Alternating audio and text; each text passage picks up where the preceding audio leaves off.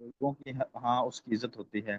تو یہ بات چلی اسماء ستہ مکبرہ کی، جس وقت کی یا متکلم کے علاوہ کی طرف مضاف ہوں، یعنی ان کی اضافت جو ہو رہی ہو نا، یہ یا متکلم کی جو ضمیر ہے لی لنا لکا، لی جو یا متکلم کی جو ضمیر ہے یا یعنی لی، اس کے علاوہ کسی اور اسم کی طرف ان کو مضاف کیا جائے تو اس وقت یہ جو چھ اسماء ستہ مکبرہ ہیں، ابن و اخن و ہمن و حنون و فمن و ذو مال، تو ان کا جو رفع آئے گا نا، ان کے اعراب بتا رہے ہیں، ان چھ اسموں کا جو رفع آئے گا وہ واؤ کے ساتھ آئے گا، پیش کے ساتھ نہیں آئے گا۔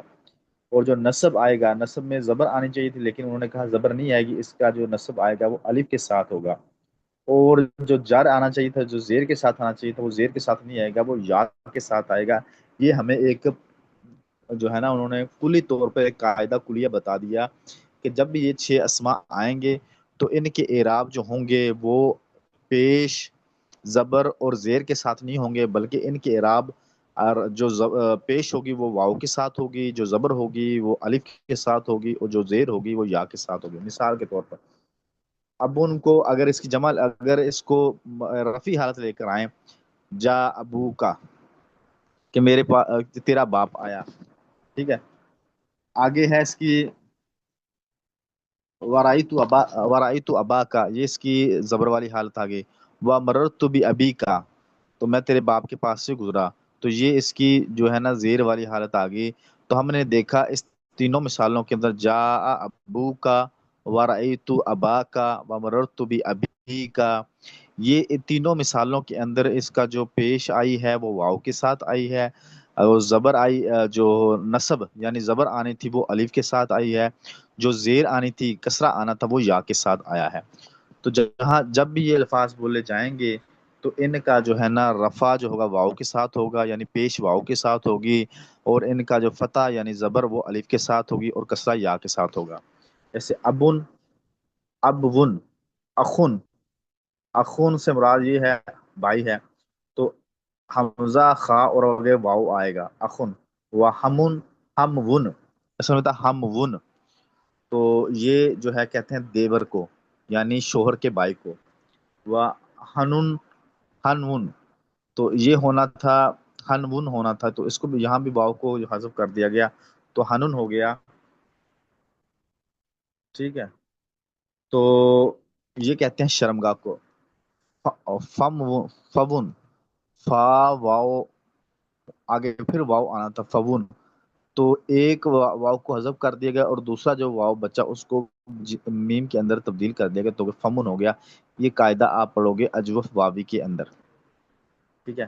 آگے زو مالین، زو مضاف مال مضاف الیہ، مضاف مضاف الیہ، زو مضاف مال مضاف الیہ، زو جب بھی آئے گا یہ ہمیشہ مضاف ہوگا، اور اس کے ماں بعد والا اسم جو بعد والا اسم ہوگا وہ مضاف الیہ ہوگا، یعنی مال والا۔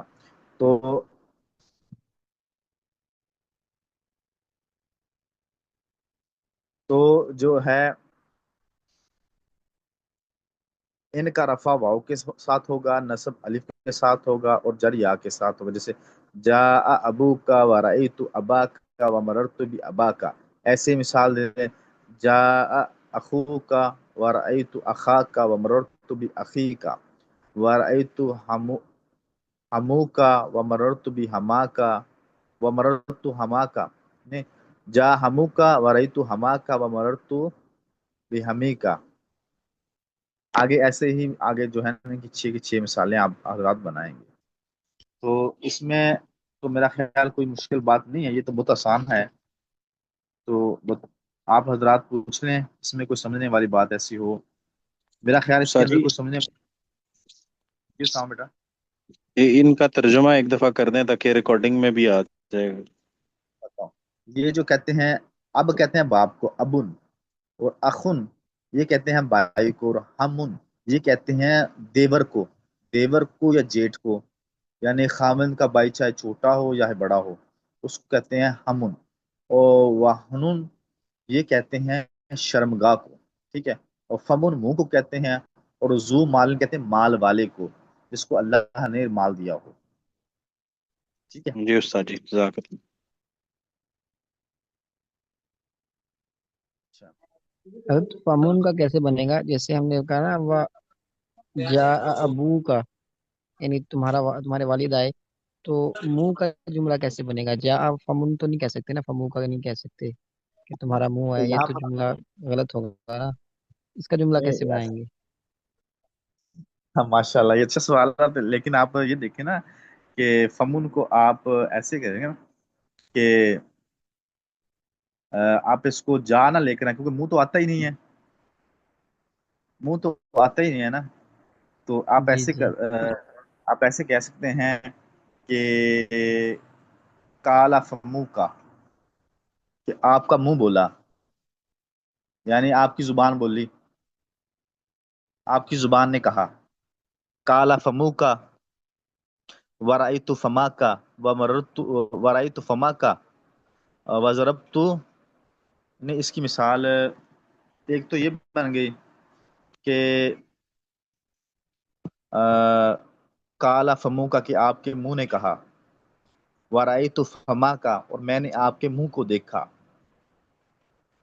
اور تیسری مثال بنے گی ومررت بفمی کا، اور میں آپ کے منہ کے پاس سے گزرا، مررت فی فمی کا، ذهبت بفمی کا، ذهبت بفمی کا آپ کہہ سکتے ہیں کہ میں آپ کے منہ کو لے کے چلا، یعنی میں آپ کی جو آپ نے جو بات کہی تھی اس بات کو میں نے آگے نقل کر دیا، تو یہ با محاورہ ترجمہ اس کا بن سکتا ہے مترادف میں، تو اس کے علاوہ اس کی اور مثال میں ذہن میں نہیں آ رہی، ذهبت بفمی کا یہاں پر ایسا آ جائے گا کہ میں نے جو آپ نے جو بات کہی اس بات کو میں نے آگے نقل کر دیا۔ جی جی، پوچھیں سوال ساتھی۔ محمد جلیل قریشی صاحب، جی نظام الدین صاحب۔ حضرت حاضر جناب، جس طرح حاضر۔ ہم حضرت ابو بکر رضی اللہ تعالیٰ عنہ کا نام لیتے ہیں کہ ابی بکر، ابا بکر، ابو بکر، تو یہ اس میں جو تبدیلی آتی ہے یہ کس وجہ سے آتی ہے؟ تو وہ یہی آتی ہے نا، وہ انہوں نے یہ نہیں کہا، انہوں نے یہ کہا نا کہ بھائی ان کا جو رفع ہوگا وہ واو کے ساتھ ہوگا، اور نصب جو ہوگا وہ الف کے ساتھ ہوگا، اور جار جو کسرہ جو ہوگا وہ زیر کے ساتھ، جیسے آ، جیسے جا ابو بکرین، کہ ابو بکر صدیق رضی اللہ تعالیٰ آئے آئے آئے تشریف لائے، ورأیت ابا بکرین، اور میں نے ابو بکر صدیق رضی اللہ تعالیٰ عنہ کو دیکھا، ومررت بأبی بکرین، اور میں ابو بکر صدیق رضی اللہ تعالیٰ عنہ کے پاس سے گزرا، تو یہ مثال تو صحیح ہے، ہو گئی صحیح قاعدے کے صحیح مطابق۔ صحیح۔ جی جلیل قریشی صاحب، آپ کچھ فرما رہے تھے۔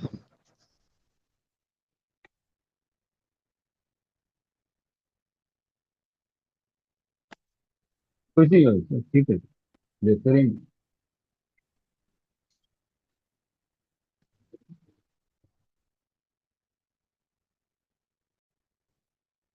جی فرمائیں جلیل قریشی صاحب۔ نہیں ٹھیک ہے سر جی، بالکل ٹھیک ہے۔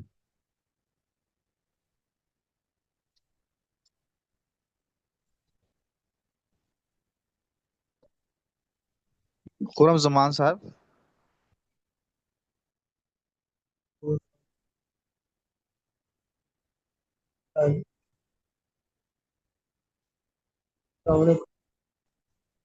وعلیکم السلام ورحمۃ اللہ، جی بولیں، کچھ پوچھنا ہے تو آپ نے۔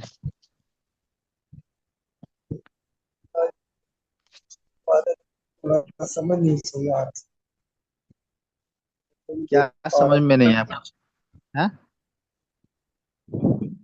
طرح تو توجہ آپ نہیں دے پا رہا۔ دیکھ نہیں پا رہے آپ، اللہ تعالیٰ آسانی فرمائے، جی اللہ آسانی والا فرمائے۔ کیا بات ہے، کاوٹ ہوگی آپ کو؟ نہیں تھکاوٹ نہیں، بس وہ ٹائم نہیں مل رہا سارا، تھوڑا سا چلو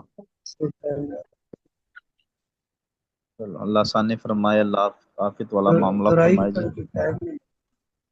ہاں چلو، بس کوشش کریں اس میں تھوڑا تھوڑا اٹیچ رہیں بس۔ جی آگے ساتھی جو ہے محسن محمود صاحب، آپ نے کوئی پوچھنا ہے؟ جی نہیں صحیح، تقریباً سمجھ آ گئی ہے، یہ رفع اور نصب جار یہ تو سمجھ آ گئی ہے کہ یعنی یہ واو کے ساتھ الف کے ساتھ یا کے ساتھ لگانا، باقی یہ ان کے لیے جو اسماء ستہ مکبرہ، یعنی یہ ان کے ساتھ یہ صرف رفع نصب اور جر کے لیے ہے یا اور بھی کوئی؟ مطلب فرق ہوتا ہے اس میں؟ اور بھی الفاظ آئیں گے آگے بڑی کتابوں کے اندر آئیں گے، اور بھی الفاظ آئیں گے، لیکن فی الحال جو ہمیں بطور مشق کے لیے انہوں نے چھ الفاظ کا تعارف فرمایا ہے۔ اچھا اچھا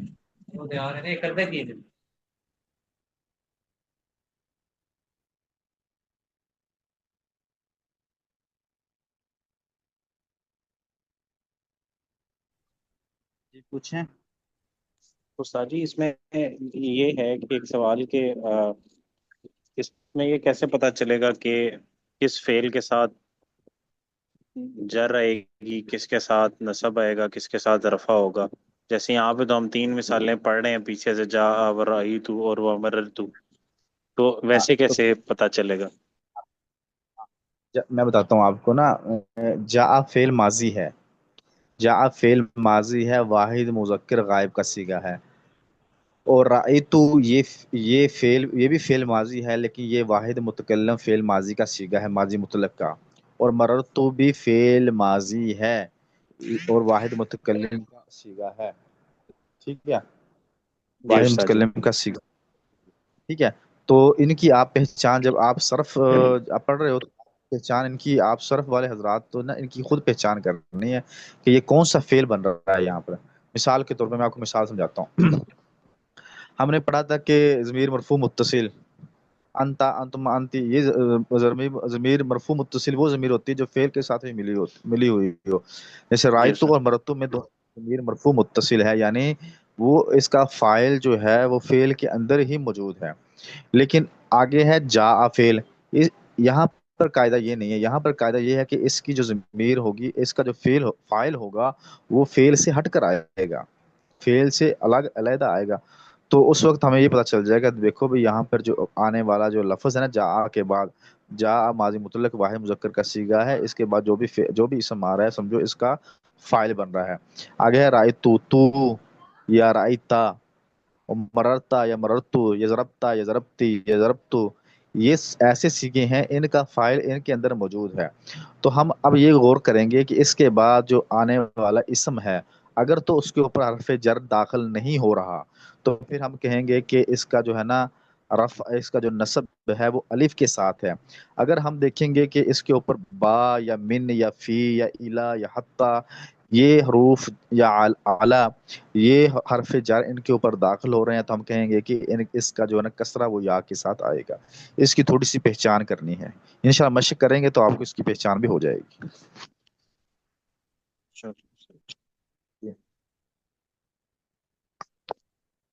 جی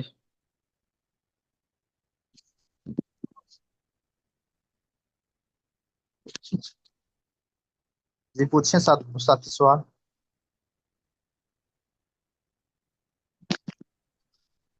ہاں چلو، اللہ آپ تمام حضرات کو ذائقہ عطا فرمائے کہ آپ حضرات نے ماشاءاللہ کافی کوشش کی، بس اس پیش کی آپ حضرات سے معذرت ہے کہ تھوڑا نیٹ ورک کا ایشو آ رہا ہے جس کی وجہ سے کلاس میں تھوڑا سا وقت کم دینا پڑا، تو اس لیے اس کی معذرت۔